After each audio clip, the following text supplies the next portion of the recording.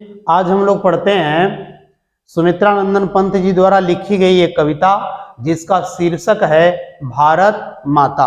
हम लोग ये भी जानते चलें कि सुमित्रा नंदन पंत जी को प्रकृति का सुकुमार कवि कहा जाता है। परीक्षा में कभी कभी पूछता है कि प्रकृति के सुकुमार कवि कौन माने जाते हैं, तो आपको लिखना है सुमित्रा नंदन पंत जी। चलिए हम लोग देखते हैं कि आखिर वो अपनी इस कविता में क्या कहना चाहते हैं।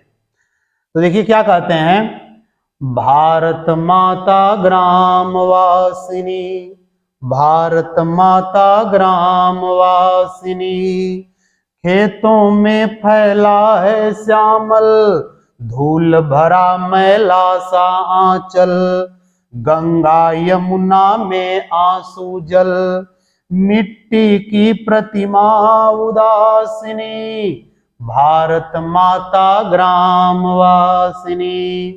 क्या कहते हैं पंत जी कि भारत माता, जो भारत माता है ना, वह ग्राम वासिनी है। ग्राम माने होता है गांव और वासिनी माने होता है रहने वाली। तो भारत माता कहाँ रहने वाली हैं? गांव में रहने वाली है। देखिए कहते हैं कि भारत माता गांव में रहने वाली है और खेतों में फैला है श्यामल, श्यामला रंग फैला हुआ है, मटमैला रंग फैला हुआ है, हल्का काला रंग खेतों में फैला हुआ है। मतलब पंत जी ये कह रहे हैं कि जबकि खेतों में हरियाली होनी चाहिए, लेकिन हालत ऐसी हो गई है कि खेतों में हरियाली की जगह कालापन छाया हुआ है, सांवला रंग छाया हुआ है, मटमैला रंग छाया हुआ है खेतों में, और धूल भरा, और खेतों में क्या भरा हुआ है? धूल। जो फसलें लगी हैं उनके ऊपर धूल लिपट गई है, मैला सा आंचल, और ऐसा लग रहा है जैसे भारत माता का आंचल मैला हो गया है, धूल से लिपटा हुआ मैला हो गया है आंचल। किसका? भारत माता का। अब सोचिए पंत जी ये कह रहे हैं कि भारत माता जो हैं उनका आंचल क्या है? खेतों में हरे भरे जो फसलें लगी हुई हैं वो भारत माता की आंचल हैं, लेकिन वो फसलें क्या हो गई हैं? तो वो फसलें धूल से भर गई हैं, मैली कुचैली हो गई हैं। तो लग रहा है कि भारत माता का आंचल क्या हो गया है? मैला हो गया है। समझ में आ रहा है? ये बात उस समय की है, गुलामी के समय की, क्योंकि अंग्रेजों का राज था। तो वो सब क्या करते थे? हमारे खेतों पर अधिकार जमा लिए थे। वो जो चाहते थे वही उगाते थे, वही हमसे कहते थे उगाने के लिए। तो हम लोग अपनी इच्छा अनुसार उगा नहीं पाते थे। तो इसलिए ये कह रहे हैं पंत जी कि भारत माता गांव में रहने वाली हैं और खेतों में फैला है श्यामल रंग, अर्थात अब काला रंग फैल गया है। क्यों? क्योंकि धूल भर गई है, फसलों के ऊपर पड़ गई है, और ऐसा लग रहा है जैसे मानो भारत माता का आंचल मैला हो गया है। गंगा यमुना में आंसू जल। इतनी गुलामी के जो दिन थे, ऐसे दिन थे वो कि गंगा और यमुना में पंत जी कह रहे हैं कि जल नहीं भरा था, आंसुओं का जल भरा था। किसके आंसुओं का? भारत माता के। अर्थात भारत माता गुलामी के दिनों में अपने देश की हालत पर बड़ी रोती थी, और इतना रोती थी कि गंगा यमुना में जल नहीं, गंगा यमुना में भारत माता के आंसू के जल थे। सोचिए ऐसी हालत थी। और मिट्टी की प्रतिमा उदासिनी, और भारत माता की जो मिट्टी की प्रतिमा है, मिट्टी की जो मूर्त है, वह भी कैसी लग रही है? उदास सी लग रही है। देश की हालत को देख करके भारत माता की मिट्टी की मूर्ति भी उदास हो गई है। ठीक है, अब चलते हैं आगे। आगे देखिए क्या कहते हैं पंत जी कि दैन्य जड़ित अपलक नत चितवन, अधरों में चिर नीरव रोदन, युग युग के तम से विषण्ण मन, वह अपने घर में प्रवासिनी, भारत माता ग्रामवासिनी। क्या कहते हैं पंत जी? कह रहे हैं कि दैन्य जड़ित, दैन्य माने गरीबी, दीनता, जड़ित माने जकड़ा हुआ, दीनता में जकड़ी हुई, अपलक माने बिना पलक झपकाए, नत माने झुकी हुई, चितवन माने पलकें, और बिना पलक झपकाए ऐसे झुकी हुई पलकों से, पलक झपकानी नहीं, पलक बस ऐसे झुक गई है, और वैसे ही भारत माता की मूरत है। और कैसी हैं? दीनता में जकड़ी हुई हैं, गरीबी में जकड़ी हुई हैं। अधरों में चिर नीरव रोदन, अधरों माने होठों पर, होठों पर चिर माने बहुत समय से, क्योंकि गुलामी का दिन बहुत दिन तक था, तो गुलामी का जो समय था कई सौ सालों तक रहा। तो कह रहे हैं पंत जी कि और होठों पर, अधर माने होठ, होठों पर बहुत समय से रोदन छाया हुआ है, और कैसा है? नीरव है, अर्थात भारत माता चीख चीख करके भी नहीं रो रही हैं, वह रोते रोते शांत हो गई हैं। अब मैं आपको बताता चलूं, जब किसी व्यक्ति के ऊपर बहुत दुख आ जाए, बड़ा दर्द उसे होता है, तो वो चिल्ला के रोना बंद कर देता है, वह फिर अंदर ही अंदर घुट घुट करके रोता है। वैसी भारत माता की हालत हो गई है। ठीक है, और देखिए, युग युग के तम से विषण्ण मन, युग युग के तम से, तम माने अंधकार, और युग युग माने कई सौ सालों, कई सौ सालों के अंधकार से, विषण्ण माने होता है दुखी, विषण्ण माने दुखी, मन क्या हो गया है? दुखी हो गया है। किसका? भारत माता का। युगों युगों से, कई सौ सालों से जो अंधकार छाया हुआ है, जो गुलामी है हमारे देश में, उससे मन दुखी हो गया है। अब वह अपने घर में प्रवासिनी, अब भारत माता अपने ही घर में प्रवासिनी हो गई हैं। उनको ऐसा लग रहा है कि मैं तो परदेश में हूं, ऐसा उनको महसूस हो रहा है। हैं अपने ही देश में, अपने ही घर में, लेकिन फिर भी उन्हें लग रहा है कि मैं तो परदेश में आ गई हूं। क्यों? क्योंकि अपने देश में स्वतंत्रता थी, जबकि यहाँ गुलामी छाई हुई है, तो उन्हें लग रहा है कि यह देश मेरा नहीं है, मैं कहीं दूसरी जगह पर आ गई हूं। ठीक है, आगे चलिए क्या कहती हैं भारत माता, और क्या कहती हैं सुमित्रा नंदन पंत जी, और क्या कहलवाए हैं या बता रहे हैं। 30 कोटि संतान नग्न तन, अर्धक्षुधित शोषित निरस्त्रजन, मूढ़ असभ्य अशिक्षित निर्धन, नतमस्तक तरुतल निवासिनी, भारत माता ग्रामवासिनी। कह रहे हैं पंत जी कि 30 कोटि माने 30 माने 30 कोटि माने करोड़, 30 करोड़ संतान माने बेटे बेटियां, भारत माता के 30 करोड़ बेटे बेटियां नग्न तन, नंगे शरीर हैं। इतनी गरीबी है, पहनने के लिए कपड़े नहीं हैं। अर्धक्षुधित, अर्ध माने आधे, क्षुधित माने भूखे, अर्थात भोजन भी आधा पेट कर रहे हैं। शोषित, शोषित कर लिए गए हैं, उनका शोषण किया जा रहा है अंग्रेजों के द्वारा। निरस्त्र जन, निरस्त्र माने बिना अस्त्र के हैं, जन माने लोग, भारत के जो लोग हैं वो बिना अस्त्र के हैं, अर्थात अपना विरोध भी करने के लिए उनको अस्त्र चाहिए, तो अस्त्र भी नहीं है उनके पास। मूढ़, मूर्ख बना दिए गए हैं। असभ्य, और असभ्य कहा जा रहा है यहाँ के लोगों को, भारत के लोगों को। अशिक्षित, और अशिक्षित हैं यहाँ के लोग। निर्धन, गरीब बने पड़े हैं। नतमस्तक, और जो मस्तक है वो नत है, नत माने झुका हुआ है, मस्तक माने माथा, सिर, सिर झुका हुआ है। तरु तल निवासिनी, और कहाँ निवास कर रहे हैं? तरु तल, तरु माने पेड़, तल माने नीचे, पेड़ों के नीचे निवास कर रही हैं। कौन? भारत माता। सोच लीजिए, ऐसी स्थिति आ गई है कि यह सब देख करके ऐसा लगता है मानो भारत माता का मस्तक झुक गया है और वो पेड़ों के नीचे रहने के लिए मजबूर हो गई हैं। ठीक है, और देखिए क्या आगे कहते हैं पंत जी कि स्वर्ण सस्य पर पद तल लुंठित, धरती सा सहिष्णु मन कुंठित, क्रंदन कंपित अधर मौन स्मित, राहु ग्रसित शरदेन्दु हासिनी, भारत माता ग्राम वासिनी।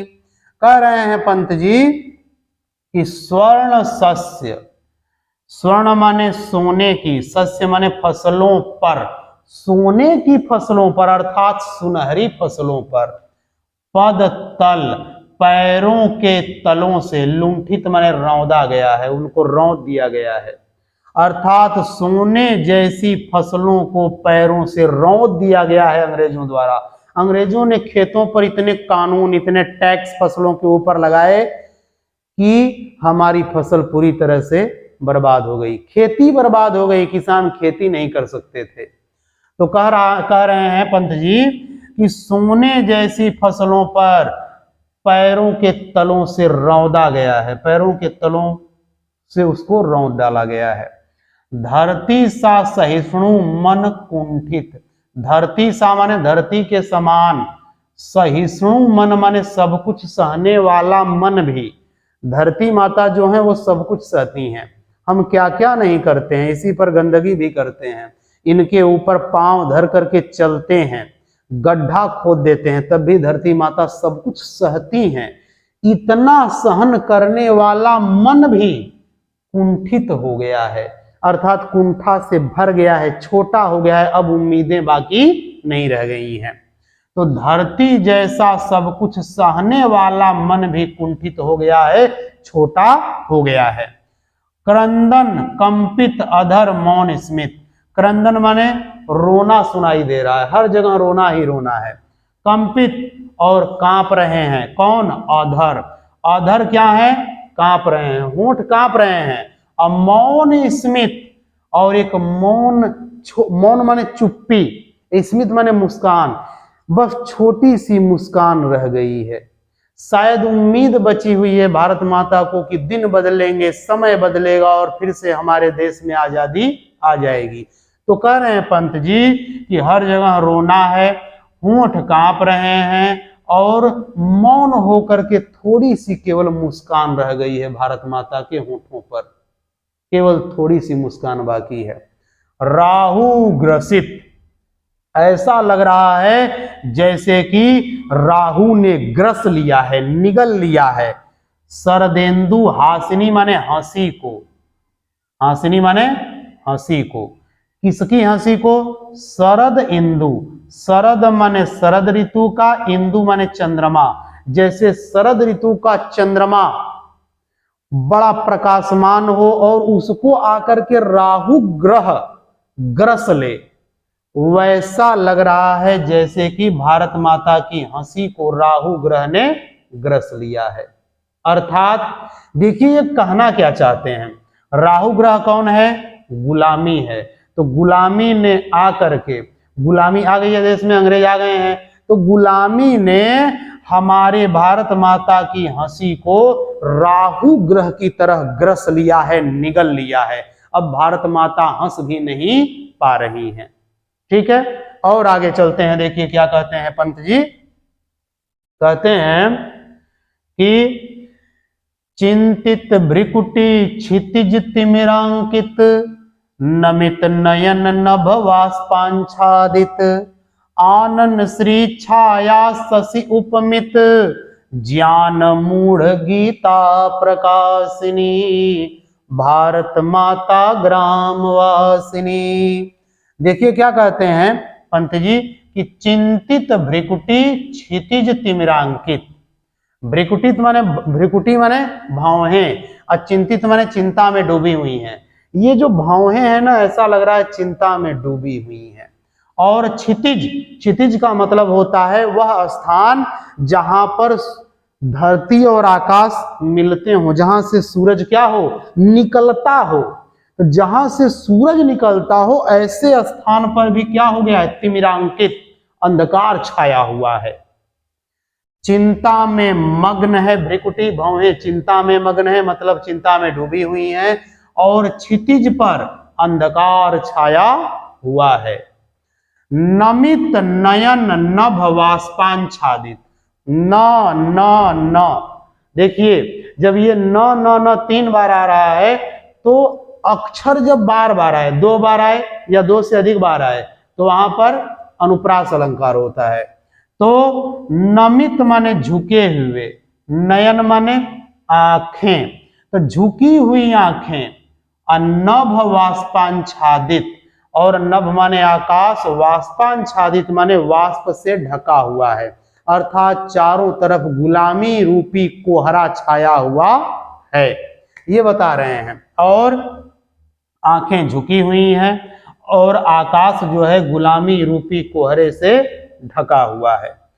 आनन श्री छाया शशि उपमित, और उपमित माने जिससे उपमा दी गई है, किससे दी गई है? छाया शशि, छाया माने छाया पड़ गई हो, शशि माने चंद्रमा पर, जैसे चंद्र ग्रहण के दिन चंद्रमा के ऊपर छाया पड़ जाती है, वैसे आनन श्री भारत माता के आनन पर, श्री माने होता है धन, यश, मान, सम्मान, तो जो आनन है, आनन का मतलब सिर, भारत माता का जो सिर है वो क्या है? श्री है, अर्थात वही तो मान सम्मान है, और उसी पर क्या पड़ गई है? छाया पड़ गई है। जैसे चंद्र ग्रहण के दिन चंद्रमा के ऊपर छाया पड़ जाती है, वैसे भारत माता के मुख रूपी धन पर क्या पड़ गई है? छाया पड़ गई है। अज्ञान मूढ़, और जो ज्ञान है वो मूढ़ हो गया है, अर्थात मूर्खता में बदल गया है। गीता प्रकाशिनी, वही भारत माता जो कभी गीता का प्रकाश करने वाली थी, वही भारत माता अब मूढ़ता में, मूर्खता में चली गई हैं, मूर्खता के अंधकार में खो गई हैं। अब सोचिए, ये कह रहे हैं पंत जी कि गीता जैसे ज्ञान का प्रकाश देने वाली ये भारत माता है, आज वही मूर्खता में फंसी हुई हैं। ठीक है, और आगे देखिए क्या कहते हैं पंत जी, सफल आज उसका तप संयम, पिला अहिंसा स्तन्य सुधोपम, हरति जन मन भय भवतम भ्रम, जग जननी जीवन विकासिनी, भारत माता ग्राम वासिनी। देखिए पंत जी कह रहे हैं कि सफल आज उसका तप संयम, आज जो है भारत माता का तप और संयम क्या हो गया है? सफल हो गया है। और पिला करके, अहिंसा, स्तन्य माने होता है दूध, स्तन्य माने दूध, तो अहिंसा का दूध पिला करके, सुधोपम माने अमृत जैसा, किसके जैसा? अमृत जैसा, अमृत जैसा अहिंसा का दूध पिला करके, हरती माने हर रही हैं, जन मन भय, जन माने लोगों के, मन माने मन के, भय माने भय को, लोगों के मन में बसे हुए डर को हर रही हैं, अर्थात दूर कर रही हैं। क्या पिला करके? अहिंसा रूपी दूध, कैसा है? अमृत जैसा है। और भव तम भ्रम, भव माने संसार का, तम माने अंधकार, और भ्रम, संसार का अंधकार और भ्रम भी भारत माता क्या कर रही हैं? दूर कर रही हैं। कैसे कर रही हैं? अपने तप और संयम से। इतने साल तक की गुलामी में भारत माता ने तप किया और संयम रखा कि दिन बदलेंगे, समय बदलेगा और फिर से हमारे यहाँ आजादी, स्वतंत्रता आ जाएगी। जग जननी जीवन विकासिनी, ज ज ज, यहां भी अनुप्रास अलंकार है। तो देखिए, जग जननी जीवन विकासिनी, जग जननी माने संसार की माता है, भारत माता संसार की माता है, और जीवन विकासिनी, और वो जीवन का विकास करने वाली हैं। ठीक है, तो इस प्रकार सुमित्रा नंदन पंत जी ने बताया कि कैसे गुलामी के दिन थे और भारत माता कैसे आंसू बहा रही थी, यहाँ के लोग कितनी गरीबी में थे, नंगे रहते थे, भूखे रहते थे, बेघर बार थे, लेकिन भारत माता ने सब कुछ सहा, तप किया, संयम किया और फिर उसके बाद अमृत जैसा अहिंसा रूपी दूध पिला करके उन्होंने क्या किया, लोगों के मन में बसे हुए डर को भगाया और संसार में जो अंधकार और भ्रम फैला था उसे दूर किया। इस प्रकार भारत माता संसार की मां है और वो हमारे जीवन का विकास करने वाली है। इस प्रकार आपका ये जो कविता का अर्थ था पूरी तरह से समाप्त हो गया। यदि आपको कविता का अर्थ निकालने आता है तो समझ लीजिए कि आप कविता के ऊपर आधारित जितने भी प्रश्न आएंगे आप उसको आसानी से कर सकते हैं।